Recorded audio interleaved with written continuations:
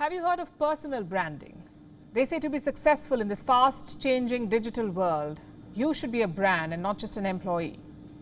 What does that mean? It means that you must create an online persona, you must package yourself well, promote yourself, create content that tells your story or your views on a story. You must write posts showcasing your skills, project yourself as a thought leader. This is what personal branding is all about, making a big deal of yourself, advertising yourself.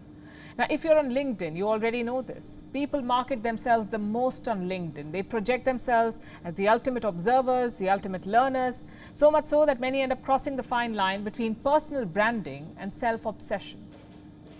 Look at this man. Chances are you've already seen this photo. This is Braden Wallace. He's an influencer of sorts. He has some 30,000 followers on LinkedIn. He's also the CEO of an American startup. He recently posted a crying selfie. It went viral. And so did the story behind the selfie. Wallace said that he's had to let go of some employees and that he's made poor business decisions, that the layoffs were all his fault, and that this is the most personal thing that he's ever shared online. But at what point do you think the story became about him? If Wallace has fired his employees, this story should be about them. They are the ones who've lost their jobs. It is their livelihood that's at stake, and yet it's the CEO who's sharing his experience, talking about his learning from the ordeal. He is the one writing the post and attaching a crying selfie to boot, and turning this entire failure into a brand building opportunity, promoting himself as an empathetic CEO. Wallace says, and I'm quoting, "I just want people to see that not every CEO out there is cold-hearted and doesn't care when he or she has to lay people off." What do you make of this? Is he really sorry? Is he looking for redemption?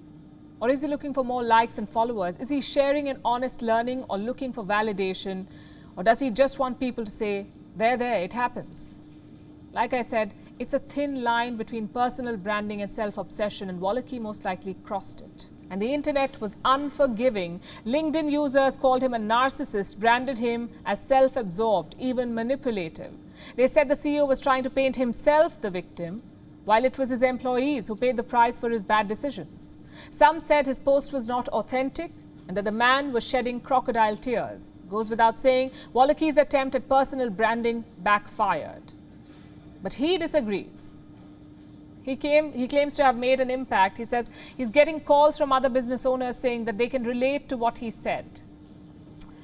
Well, no such empathy from netizens. They've given him a new name, the Crying CEO. And Wallace is well aware of this, so he shared another post. It's part clarification, part mission redemption. This is what it says. "Hey everyone, yes, I am the Crying CEO. No, my intent was not to make it about me or victimize myself. I'm sorry it came across that way. What I want to do now is try to make better of this situation and start a thread for people looking for work. What I want to do now." Again, he's made the post about himself. Comments on the post are not very kind, and I'm not going to dwell on them. What we want to talk about is the takeaway. Braden Wallace is a lesson in personal branding.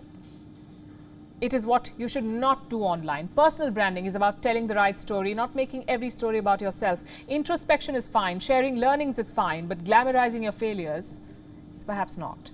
People can often tell when you're not being sincere.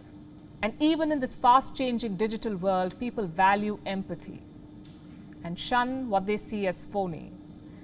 They can tell honest messages from desperate attempts at brand building. So keep this in mind the next time you post something online. WION is now available in your country. Download the app now and get all the news on the move.